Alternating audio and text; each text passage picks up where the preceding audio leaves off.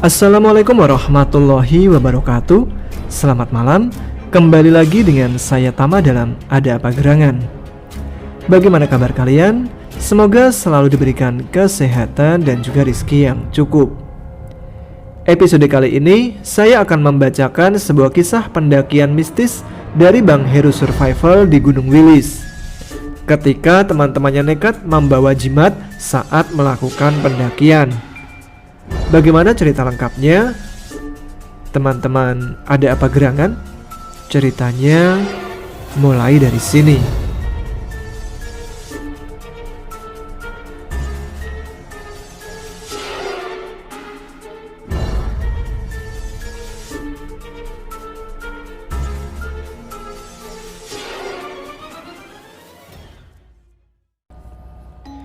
Assalamualaikum warahmatullahi wabarakatuh. Salam sejahtera untuk kita semua, khususnya pemirsa Ada Apa Gerangan dimanapun kalian berada.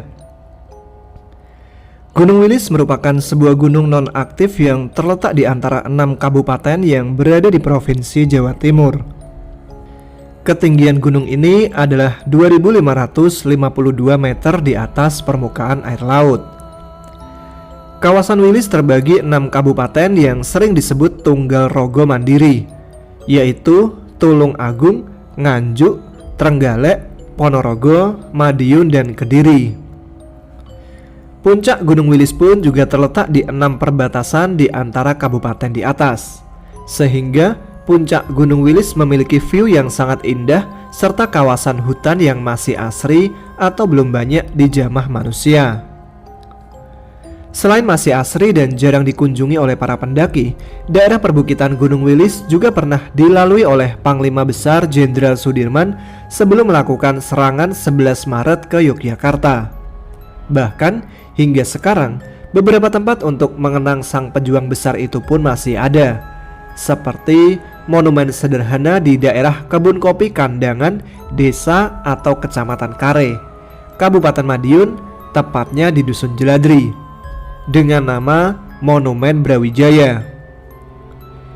Kali ini gue mau menceritakan pengalaman gue mendaki Gunung Wilis, kalau tidak salah di bulan November tahun 1995. Sebenarnya pendakian ke gunung tersebut tidak termasuk dalam agenda ekspedisi gunung-gunung di Jawa Timur. Cuman karena ajakan seorang teman dari Mapala, Kota Kediri, akhirnya gue pun mengiyakan, karena gue tertarik sekali dengan sejarah Panglima Besar Jenderal Sudirman. Singkat cerita, akhirnya gue pun mampir ke Kota Kediri untuk bertemu kawan lama, sebut saja namanya Bambang. Dari teman gue itu dikenalkan beberapa anak Mapala dari Kota Kediri, Tulung Agung, dan Ponorogo ketika di rumahnya Bambang. Karena banyak banget, jadi gue gak bisa hafal mereka satu persatu. Yang gue ingat adalah Adi, Coki, Feni, dan Novi, karena mereka yang akan menemani gue dalam pendakian ke Gunung Wilis kali ini. Setelah ngobrol semalam suntuk dan diceritain yang seram-seram oleh Feni dan Coki tentang pengalaman mereka ketika mendaki ke beberapa gunung, gue sempat bimbang dan ragu. Gue bilang ke Feni dan Coki, "Jangan nakut-nakutin saya dong, saya kan mau mendaki gunung nih. Pengen jalan-jalan sambil menikmati pemandangan alam sembari belajar sejarah tentang jalur gerilya Jenderal Sudirman." Akhirnya mereka tertawa terbahak-bahak karena melihat keluguan gua malam itu. Singkat cerita, kami beristirahat dan tidur nyenyak tanpa mimpi buruk akibat cerita seram dari Feni dan Coki. Paginya kami bangun, mandi dan sarapan, dilanjut mengecek perbekalan sekalian belanja logistik untuk pendakian ke Gunung Wilis nantinya. Singkat cerita, kami akhirnya sampai di base camp Mojo pada jam 11 siang. Kami beristirahat sebentar dan makan siang di sekitar base camp dengan lahapnya karena perut sudah sangat kelaparan. Sebelum kami mulai pendakian pada jam 1 siang, tiba-tiba Adi membawa orang yang tidak kami kenal sebelumnya. Katanya sih itu merupakan penunjuk jalan atau bisa dibilang kuncen. Saya lupa namanya, tapi cirinya rambutnya gondrong sebahu dan berewokan. Cukup sangar juga penampilan sang juru kuncen. dengan pandangan matanya yang sangat tajam.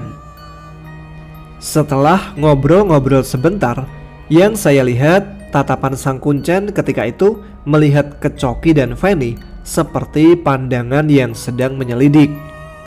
Sang Kuncen berkata kepada gua, "Teman kamu ada yang bawa banda, jangan dibawa naik gunung."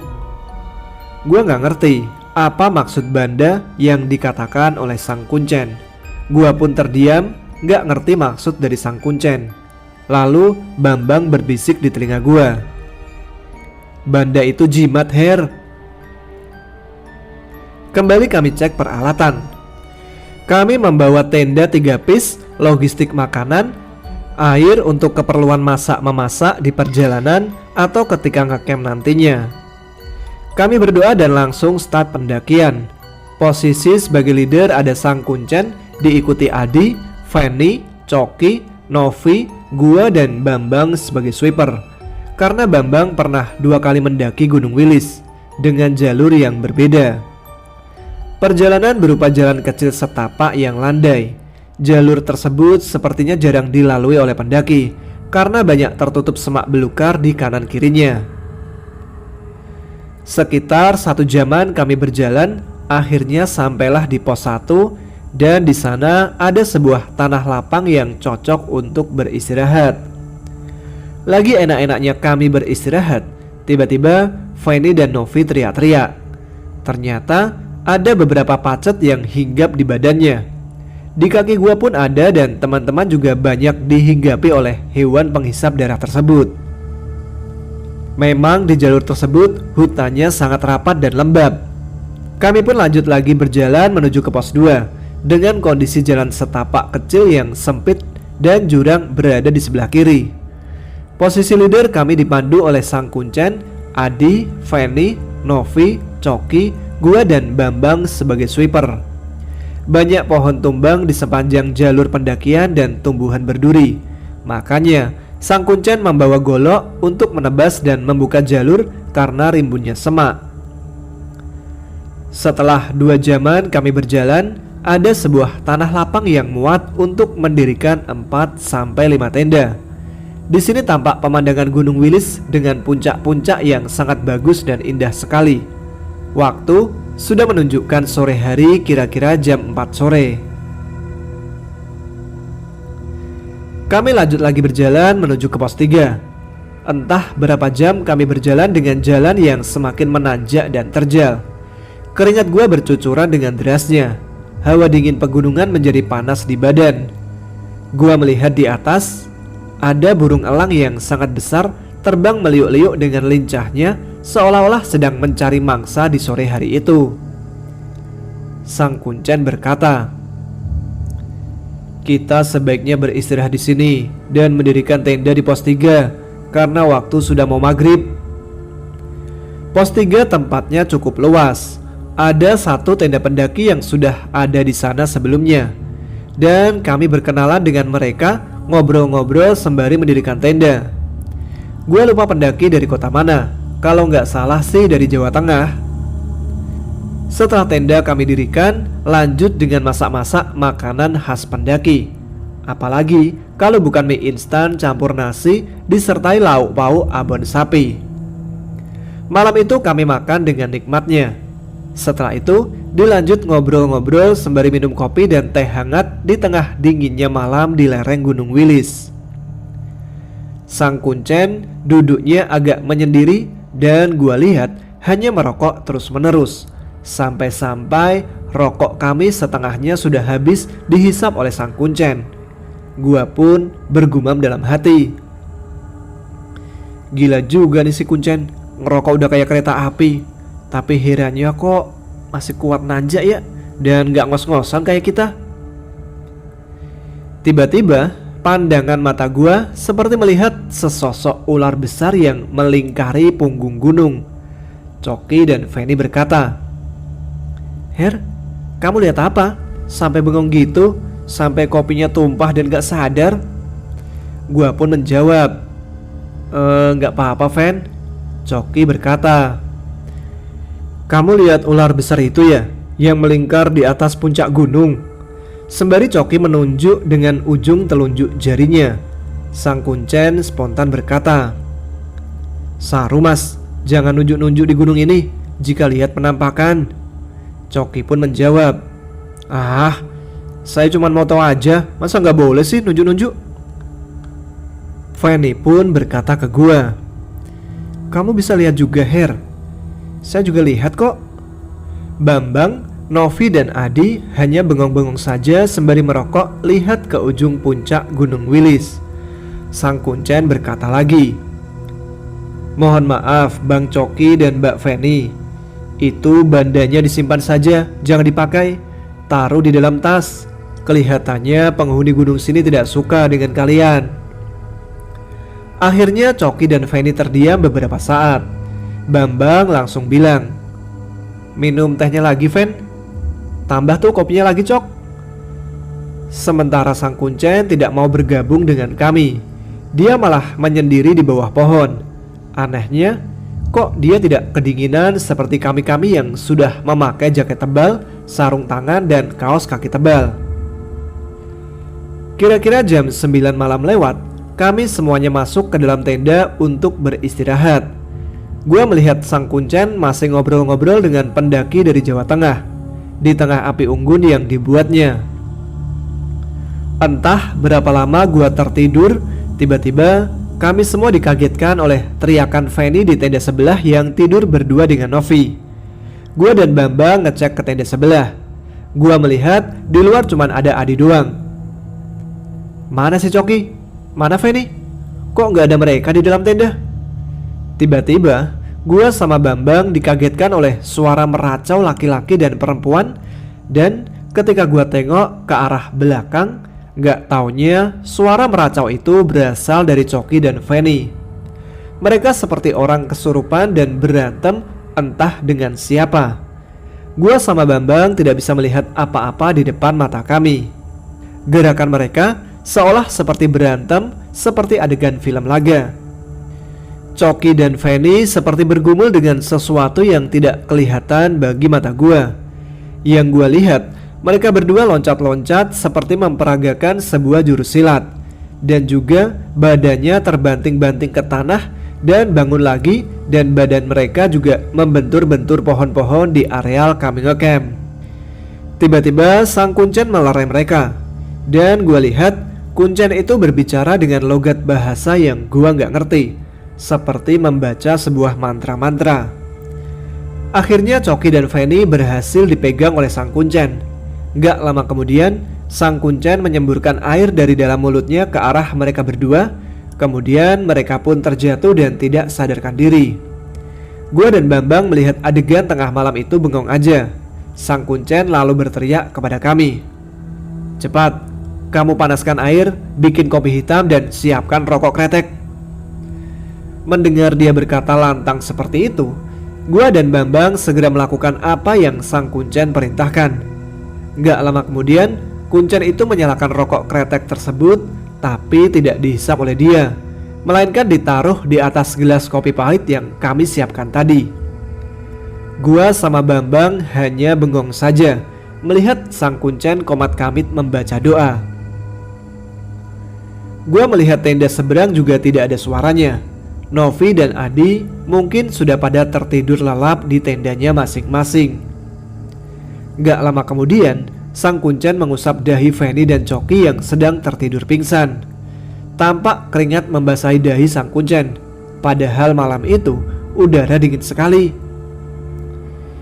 Tidak lama kemudian, terdengar suara erangan Coki dan batuk-batuk sembari memegang kepala dan badannya yang sepertinya sakit sekali. Beberapa menit kemudian, terdengar suara Fanny batuk-batuk. Tangannya memegang lehernya dan sepertinya menahan kesakitan. Fanny dan Coki berkata, "Kenapa ya badan gua bisa sakit begini?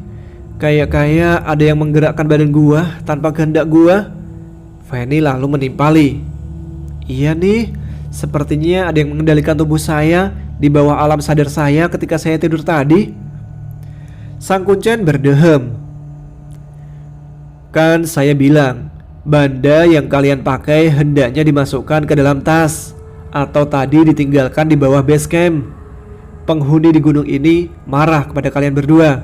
Makanya kalian tadi diganggu dan tidak sadarkan diri. Coki menjawab, jimat apaan?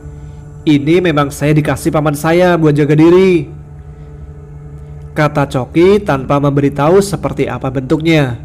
Fanny menimpali, saya juga gak ngerti jimat apaan yang dimaksud Pak Kuncen. Kuncen berkata, ya sudahlah, kita istirahat. Nanti saja diobrolin begitu kita turun gunung. Dengan raut muka sepertinya kesal mendengar keterangan dari Coki dan Fanny. Akhirnya kami masuk ke dalam tenda dan berusaha untuk tidur. Gua sama Bambang sempat berbisik, Bang, kira-kira apa ya jimat yang dipakai sama Coki sama Fanny? Bambang menjawab, ah udahlah, gak usah dibahas Her. Saya juga ngantuk. Besok kan kita persiapan muncak. Ya sudahlah, gue paksain untuk tidur. Tapi baru mau terlelap tidur, tiba-tiba gue pengen buang air kecil dan BAB.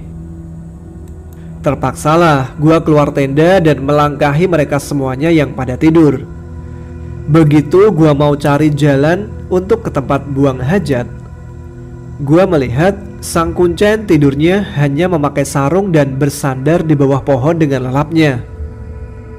Selesai gua buang hajat, saat gua mau balik ke tenda, dengan mata yang sudah mengantuk, dengan penerangan senter yang sudah redup, tanda baterainya sudah mau habis, tiba-tiba ada angin semilir dingin banget dan bau bunga melati atau bunga kantil yang sangat kuat, disertai kabut tipis seperti warna kunyit. Tampak ada bayangan samar-samar membentuk sosok wanita cantik. Layaknya seorang putri keraton memakai pakaian kuning gading dan bawahannya memakai kain jarik seperti motif batik di bawah teramnya penerangan api unggun. Badan gua merinding bukan kepalang, sampai ke ubun-ubun. Ini orang beneran? Emangnya ada anak gunung berpakaian kayak penari atau putri-putrian zaman sekolah saya dulu? Gua masih tegak berdiri, serasa terkunci kaki gua untuk melangkah ke arah tenda. Sosok putri berpakaian kuning gading dikelilingi kabut tipis di sekeliling tubuhnya, memakai ikat kepala yang terbuat dari emas dan ada batu-batu berwarna yang menempel di ikatan kepalanya. Di lehernya juga ada kalung yang membentuk seperti kelopak daun berwarna emas. Di lengannya juga ada gelang yang terbuat dari emas. Gua cuma bisa berdoa dalam hati dan berharap ini hanya mimpi dan halusinasi saja, agar cepat terbangun dari tidur dan bisa melihat terbitnya matahari secepatnya. Entah, seperti ada suara yang ngobrol di dalam batin gua dengan sosok putri tersebut. Padahal gue teriak-teriak ingin bangunin Sang Kuncen, tapi tidak terdengar oleh kuping gue sendiri suara gue itu. Tiba-tiba ada suara di telinga gue. Selamat datang Denmas di tempat saya. Berulang-ulang suaranya terdengar di telinga gue. Gue melihat kiri kanan, tapi tidak ada orangnya. Gua hanya melihat sosok putri cantik tersebut tersenyum dan tangannya seperti bersedekap layaknya orang-orang mengucapkan salam dan hormat di acara-acara kawinan. Gua hanya memandang sosok putri cantik tersebut. Gua cuma membatin aja dalam hati, mungkin ini hanya mimpi. Mohon maaf, putri siapa ya? Nama saya Heru. Saya mendaki Gunung Wilis ini dengan teman-teman. Tidak ada maksud apa-apa di gunung ini. Mohon maaf kalau saya dan teman-teman saya mengganggu ketenangan sang putri. Sembari tangan gua bersedekap di dada layaknya orang meminta maaf. Sosok putri itu pun menjawab dengan senyumannya yang cantik dan menawan. Nama saya Dewi Roro, Denmas.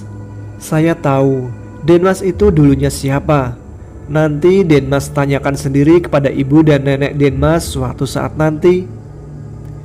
Tiba-tiba dari belakang sang putri muncul beberapa sosok yang berpakaian seperti hulu balang kerajaan zaman dahulu, dengan memakai baju tidak ada lengan dan terbuka di bagian dadanya, serta memakai celana di bawah dengkul dengan membawa tombak di tangannya. Kemudian ada satu sosok pemuda gagah yang bertelanjang dada, serta memakai celana hitam panjang di bawah dengkul. Sosok pemuda tersebut hanya dibalut kain bermotif ukiran benang emas melintang di dadanya dan menyelempang pedang di belakang punggungnya. Pedang itu tingginya melebihi tinggi kepalanya. Dia memakai ikat kepala berwarna kuning gading. Ujung pedang tersebut berbentuk seperti kepala burung elang. Sosok pemuda tersebut memberikan salam hormat kepada gua sembari tangannya bersedekap di dada. "Selamat datang Denmas di tempat saya." Gua serasa mau kencing berdiri. Badan gua basah kuyup oleh keringat dingin karena melihat penampakan sosok astral di luar batas nalar dan logika gua. Ada apa ini sebenarnya? Kok gua bisa melihat yang seperti ini ya? Dewi Roro berkata, "Teman-teman Denmas ada yang membawa jimat dan kelakuannya sombong sekali di gunung ini. Mereka menantang para penghuni gunung ini, dan penghuni di dalam jimat teman Denmas itu akhirnya bertarung dengan penghuni gunung ini beserta pengawal-pengawal saya." Tiba-tiba batin gua menjawab, "Maafkan saya Dewi, saya akan memberitahu kepada mereka nantinya." Sosok Dewi Roro hanya tersenyum kepada gua lalu menghampiri gua dengan jarak yang begitu dekat. Gua gugup dan keringat di dahi bercucuran seperti butiran jagung. Bau bunga semakin santer di hidung gua. Sosok Dewi Roro berkata lagi, "Denmas diterima baik di tempat saya, tapi tolong jaga kelakuan teman-teman Denmas di gunung ini." Sembari tangannya menepuk-nepuk pundak dan menepuk pipi gua. Gua pun berkata dalam hati, "Kok tangannya seperti busa begitu ya, kena pundak dan pipi gua? Bukan seperti orang kebanyakan." Gua hanya menundukkan kepala dan mengiyakan ucapan sang dewi tersebut, sembari tangan masih bersedekap di dada. Tiba-tiba angin berhembus kencang disertai suara derap kaki banyak sekali. Begitu gua melihat rombongan kerajaan tersebut hilang bersamaan dengan hembusan angin dan kabut tipis berwarna kekuningan. Percakapan gua dengan sang dewi dan pemuda pemakai pedang tersebut bukan seperti percakapan orang pada umumnya, melainkan dengan suara batin. Gua pun jatuh dan terduduk lemas di depan api unggun. Untungnya api unggun tersebut tidak membakar celana gua. Badan gua panas dingin, jantung berdegup kencang sekali setelah mengalami peristiwa tadi. Tiba-tiba sang kuncen nyamperin gua, bersikap seolah-olah mau nyembah ke gua. Gua pun kaget setengah mati. Gua pikir sosok astral yang mau menghampiri dan menakut-nakuti gua lagi, dan ternyata malah si kuncen. Tapi sang kuncen menceritakan apa yang gua alami barusan. Perasaan gua, Pak Kuncen itu tidur dengan bersandar di bawah pohon dan kakinya bersila seperti orang bertapa serta sarungan. Jadi mana mungkin dia melihat. Gua teriak-teriak tapi dia gak bangun-bangun. Gua bilang, "Mungkin bapak capek dan kurang tidur serta makan. Bapak dari tadi saya lihat cuma ngerokok dan ngopi-ngopi aja, gak mau gabung makan dengan kita-kita. Mungkin saya dan bapak sama-sama mimpi kali ya." Gua tertawa aja sembari menutup rasa ketakutan gua karena sang kuncen tersebut melihat adegan gua mengobrol dengan penghuni Gunung Wilis. "Sudahlah Pak, saya mau tidur dulu. Ini pakai sleeping bag saya aja." Sembari gua mengambil sleeping bag di dalam tenda. Gua melihat Adi, Coki, Feni, Novi dan Bambang tidur dengan pulasnya. "Tidurnya di dalam tenda Pak Kuncen, nanti masuk angin kalau tidur di luar." Akhirnya sang kuncen tidur di dalam tenda bareng gua dan Bambang. Gua tidur hanya memakai jaket tebal dilapis dengan raincoat. Tengah malam itu kami tertidur dengan nyenyaknya tanpa ada gangguan apapun, hanya ditemani suara-suara binatang hutan. Paginya kami bangun sekitar jam 6. Begitu kami lagi siap-siap, gak lama kemudian hujan turun dengan derasnya. Kurang lebih 1 jaman Hujan agak mereda sedikit lalu gerimis. Kira-kira jam 8 pagi kami pun start menuju ke puncak. Jalan menuju ke puncak semakin terjal dan licin karena jalur basah terkena air hujan tadi pagi. Nafas sudah terengah-engah. Posisi di depan ada Coki, Feni, Novi, Adi, gua, Bambang, dan sweeper adalah Sang Kuncen. Sempat kami beristirahat sebentar setelah 2 jaman berjalan. Dilanjut lagi berjalan semakin menanjak dan tidak ada bonus. Kami sudah melewati batas vegetasi hutan. Jalur semakin menyempit. Kira-kira jam 11-an kami sampai di puncak Gunung Wilis. Gunung Wilis memiliki banyak puncak dan kami tiba di puncak 17, yaitu puncak tertinggi Gunung Wilis, 2565 mdpl. Setelah puas kami berfoto-foto di puncak Gunung Wilis, ditemani secangkir teh hangat dan beberapa hisapan batang rokok, kami bergegas turun. Tiba-tiba Feni menunjuk ke arah salah satu puncak. Itu apaan ya? Itu ada sebuah rumah seperti cungkup makam. Sang Kuncen menjawab. Hus, Saru, jangan nunjuk-nunjuk di gunung ini. Tiba-tiba Coki teriak. Badannya terjatuh, kakinya seperti ada yang menyeret tapi tidak terlihat oleh mata kami. Kami semua bengong melihat apa yang terjadi. Kaki Coki seperti ada yang menarik, tapi kami tidak bisa melihat sosoknya. Kondisi waktu itu masih siang hari, tapi langit tampak agak mendung. Sang Kuncen lalu berlari dan memegang tangan Coki. Kami semua panik, apalagi Adi, Feni, dan Bambang.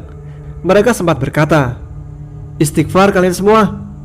Nampak Coki kesakitan. Ada robekan celana di dengkulnya mengeluarkan darah. Feni spontan mengambil syal yang melilit di lehernya dan mengikat dengkulnya Coki agar darah tidak keluar banyak. Akhirnya kami pun menuruni puncak dengan perlahan-lahan. Coki masih berjalan walaupun tertatih-tatih, kadang jatuh terpleset karena licinnya jalur. Singkat cerita, kami sampailah ke tenda. Novi lalu mengambil kotak P3K di dalam tasnya. Dia mengobati Coki. Gua dan Bambang membereskan tenda. Adi dan Feni memasak air dan menyiapkan makanan. Setelah luka Coki diobati dan kami kelar makan siang, lanjutlah kami membereskan semua peralatan serta memungut sampah bekas makanan kami tadi. Kurang lebih jam 2 siang kami pun turun. Gue merasa kok keril berat banget ya. Padahal logistik udah semuanya kami habiskan ketika perjalanan naik dan ngecamp di tenda. Paling isinya cuman air dan roti-roti saja. Semuanya pun merasa demikian. Memang semuanya kami membawa trash bag untuk sampah dari logistik kita selama di jalan tadi. Adi berkata, "Sebentar, stop dulu ya. Saya capek banget, kok tas makin berat ya?" Feni pun menjawab, "Gila, kok tas saya berat amat?" Bambang menimpali, "Her, tas kamu tukeran sama tas saya. Gak kuat nih, berat banget." Coki pun berkata, "Pundak gue sakit banget nih. Sepertinya ada yang nambahin beban di tas gue ya." Novi juga berkata, "Saya udah gak kuat lagi bawa keril ini." Sang Kuncen cuman berdehem aja sembari menyalakan rokoknya. Gua pun bertanya, "Pak, ada apa ini?" Sang Kuncen menjawab, "Ayo, jalan terus. Jangan lama-lama di hutan ini. Banyak makhluk yang nempel pada kalian, pengen ikut semua. Turuti kata saya." Begitu Sang Kuncen memberi instruksi. Spontan akhirnya kami semua merasakan fenomena yang sangat ganjil. Kami pun mengikuti perintah Sang Kuncen. Akhirnya kami bergegas turun dengan agak cepat. Tiba-tiba Feni berteriak, "Kamu siapa? Jangan ngikutin saya." Sang Kuncen komat kamit. Gak lama kemudian, "Ayo, jalan terus. Jangan pedulikan suara dan apa yang kalian lihat di jalur." Gua, Bambang, Adi dan Novi hanya bengong saja. Coki hanya nunduk dan berjalan terus. Tapi anehnya, kok Coki jalannya udah normal banget ya. Kayak gak kesakitan gitu. Padahal dengkulnya luka. Walaupun sudah diperban, tetap kelihatan darahnya. Waktu sudah menunjukkan sore hari, kira-kira jam 4-an. Kami akhirnya sampai di pos 1. Kami beristirahat sebentar sembari mengatur pernapasan dan minum. Kami lanjut jalan lagi menuju base camp. Kira-kira sudah 1 jaman berjalan, tiba-tiba Coki langsung berjalan ke depan dengan cepatnya. Tapi kok suaranya kayak menggerang seperti orang marah-marah. Anehnya, gua melihat mata Coki melotot dan merah, kayak suara orang kumur-kumur, tapi keras banget raungannya. Bambang memanggil-manggil, "Coki, Cok, jalannya santai aja." Tapi Coki tidak menghiraukan suara Bambang. Sang Kuncen berkata, "Sudah, biarkan saja. Ayo jalan terus, jangan sampai maghrib di jalan." Tapi posisi kami berjalan masih terlihat Coki walaupun terpisah 20 meteran di depan kami berjalan. Tiba-tiba Feni tertawa-tawa dengan kerasnya. Gua, Adi, Novi, dan Bambang langsung merinding begitu melihat ketawanya Feni. Seperti suara wanita serak memakai speaker ratusan watt. Matanya Feni melotot ke kita-kita seperti marah-marah. Adi dan Novi langsung membacakan doa-doa dan memegang tangannya Feni. Sang Kuncen lalu mengejar Coki dan memegang badannya seperti membaca-baca doa. Akhirnya kami beristirahat sebentar. Feni dan Coki mulai ngamuk-ngamuk lagi. Tas keril yang ada di punggung mereka masing-masing dilempar ke arah kami. Gua, Bambang, Adi, Novi jadi ketakutan. Gak lama kemudian mereka berdua berantem, saling mencekik antara Coki dan Feni. Gua, Bambang, Adi, dan Novi melerai mereka berdua yang sedang berantem. Tapi tenaga mereka kuat sekali. Padahal Feni perawakannya itu kecil, tapi tenaganya kayak binaragawan 10 orang. Begitupun juga dengan Coki yang badannya kurus. Kami semuanya terpental. Gua melihat Sang Kuncen hanya duduk bersila saja, matanya terpejam sambil mulutnya komat-kamit seperti membaca mantra. Yang kami dengar suara dari mulutnya Feni dan Coki hanya teriakannya dalam bahasa Jawa yang kami tidak tahu apa artinya. "Pergi, pergi." Gak lama kemudian Sang Kuncen seperti berkelahi dengan Feni dan Coki. Dan akhirnya Sang Kuncen berhasil mengunci tangan Coki dan Feni sambil membaca-baca doa. Kemudian tangannya diusapkan ke muka Coki dan Feni. Akhirnya mereka berdua terduduk lemas di tanah. Sang Kuncen meminta air kepada gua. "Mas Heru, minta airnya sampean. Cepat bawa sini. Sampean doa juga ya." "Doa apaan ya Pak? Saya nggak ngerti." Sang Kuncen berkata lagi. "Doa aja sebisa yang kamu ingat." Akhirnya gua berdoa dalam hati dan memberikan botol air minum kepada Sang Kuncen. Kemudian Sang Kuncen menyiramkan air ke kepala Feni dan Coki. Tiba-tiba mereka berdua terbangun dan kaget. Kenapa kepala dan baju saya jadi basah gini? Memang tadi hujan ya?" Kuncen tersebut berkata, "Mohon maaf Mbak Feni dan Bang Coki. Kalung di Mbak Feni dan ikat pinggang di Bang Coki tolong dilepas, karena makhluk-makhluk di sini tidak suka dengan kodam di kedua benda tersebut." Adi berkata, "Ayo Feni dan Coki, tolong dilepas itu bandanya demi keselamatan kita bersama." Feni dan Coki masih bingung. Akhirnya Bambang ngomong, "Yaudah Feni dan Coki, tolong ditanggalkan dulu jimatnya." Akhirnya mereka berdua menuruti perkataan Bambang. Setelah kalung di Feni dan ikat pinggang Coki dilepas, kemudian saya memberikan benda tersebut kepada Sang Kuncen. Sang Kuncen berkata, "Terima kasih, benda ini saya simpan. Nanti saya kembalikan lagi ke kalian jika ingin pulang. Ayo kita lanjutkan perjalanan lagi. Udah lewat waktu maghrib." Kami lanjut jalan turun untuk sampai ke base camp. Kami lanjut berjalan lagi dengan penerangan senter di malam hari. Cuaca tambah dingin serta melewati hutan yang sangat lebat. Sepanjang kami berjalan, kami semuanya mendengar suara tangisan wanita, suara menggerang dari makhluk-makhluk yang tak kasat mata. Sang Kuncen pun berkata, "Tutup kuping kalian semua. Ayo jalan terus. Lihat arah jalan, jangan lihat pepohonan di kiri dan kanan."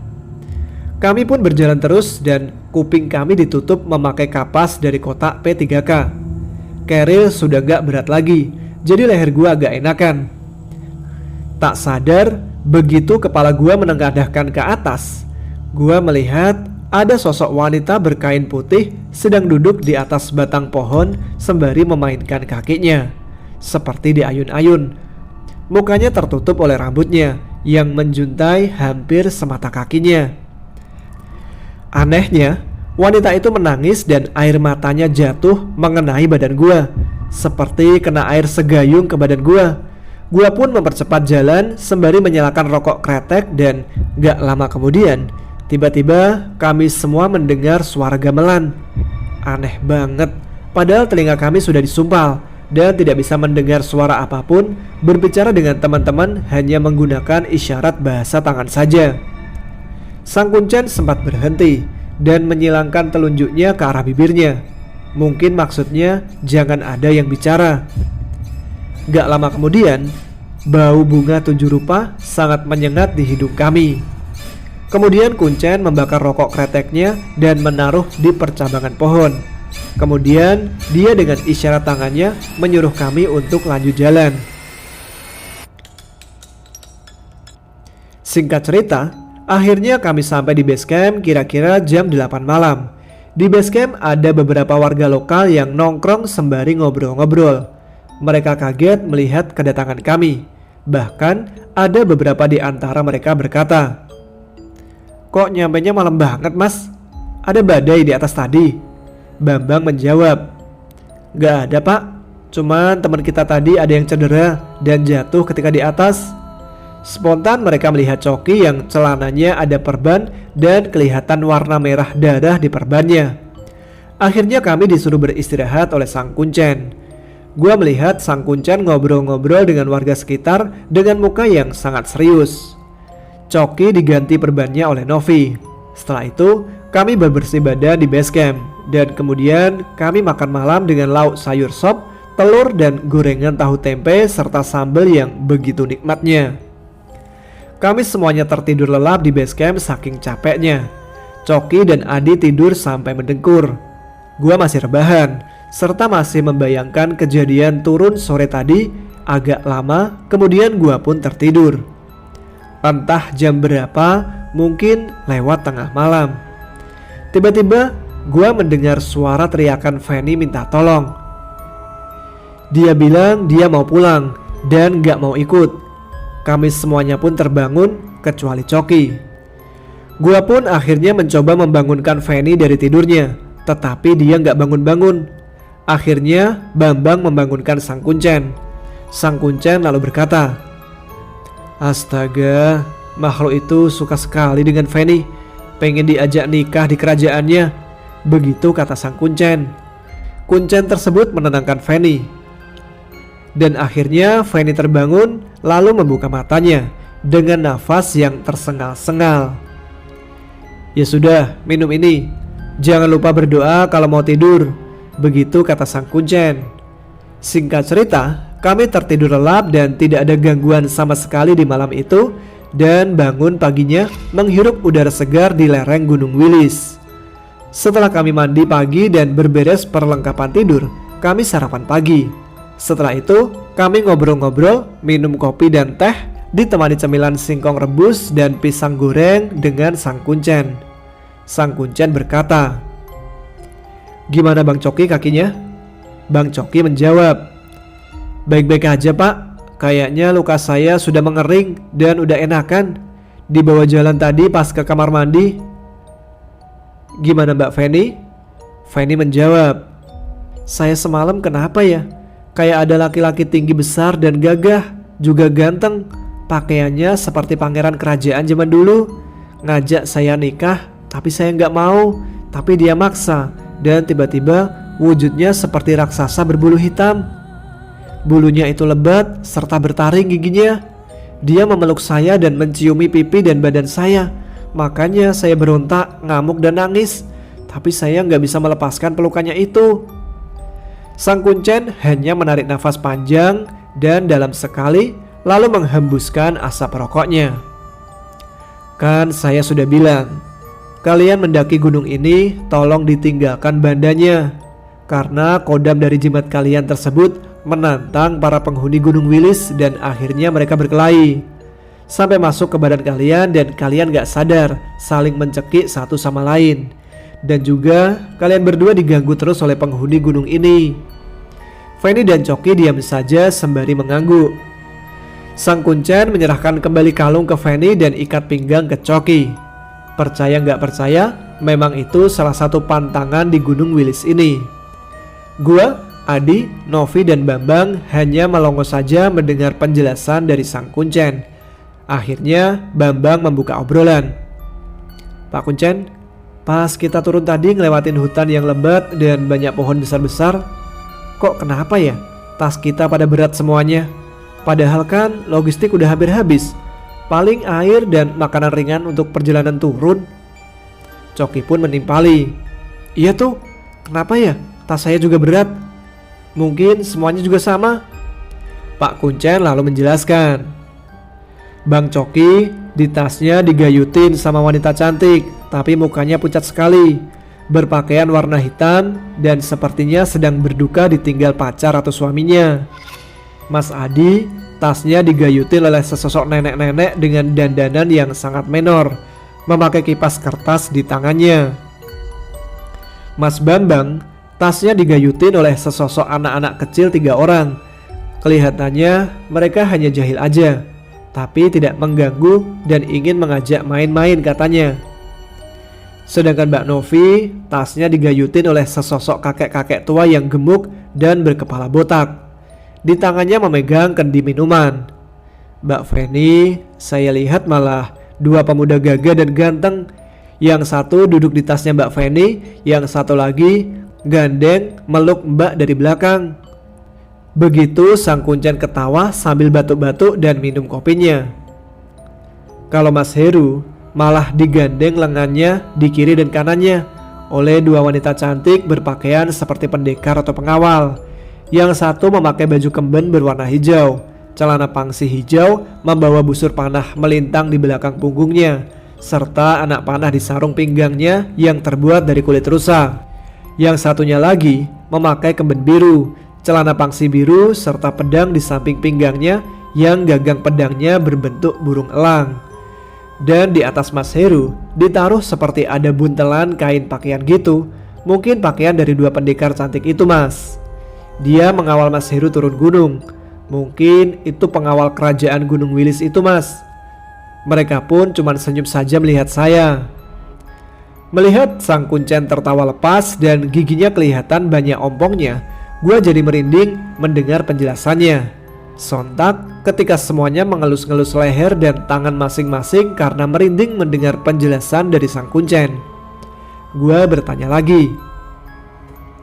Terus yang kita semuanya mendengar suara gamelan itu apa, Pak? Padahal telinga kami semua sudah ditutup oleh kapas.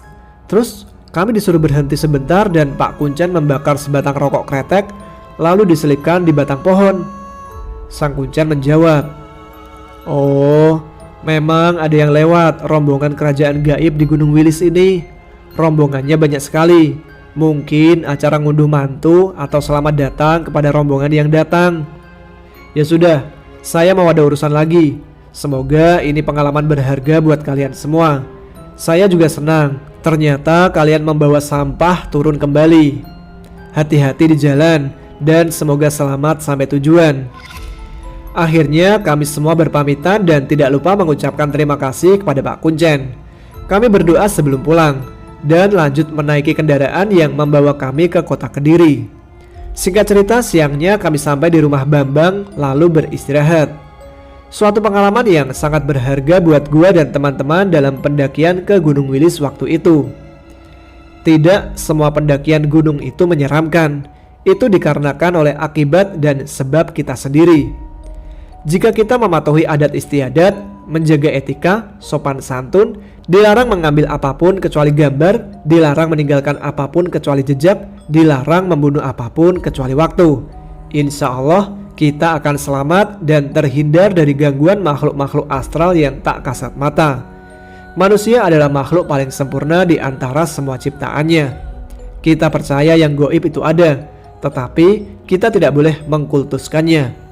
Tetap kita percaya kepada Sang Pencipta alam semesta raya yang indah ini, Tuhan yang Maha Esa, Allah Subhanahu wa taala. Sekian, terima kasih. Wassalamualaikum warahmatullahi wabarakatuh.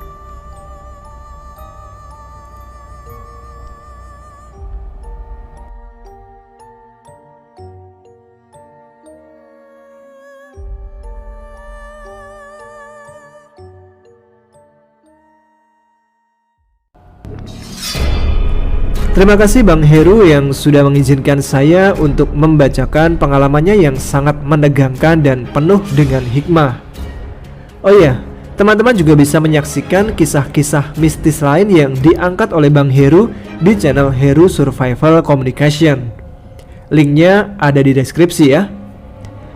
Terima kasih juga untuk semua teman-teman Ada Apa Gerangan yang sudah menyimak episode kali ini. Kita jumpa lagi dengan cerita-cerita lain yang insya Allah tak kalah seru. Jangan lupa subscribe bagi yang belum, tuliskan komen, tunjukkan eksistensi kalian. Saya Tama pamit, sampai jumpa di episode yang akan datang. Tetap semangat, jaga kesehatan, selamat malam, selamat beristirahat.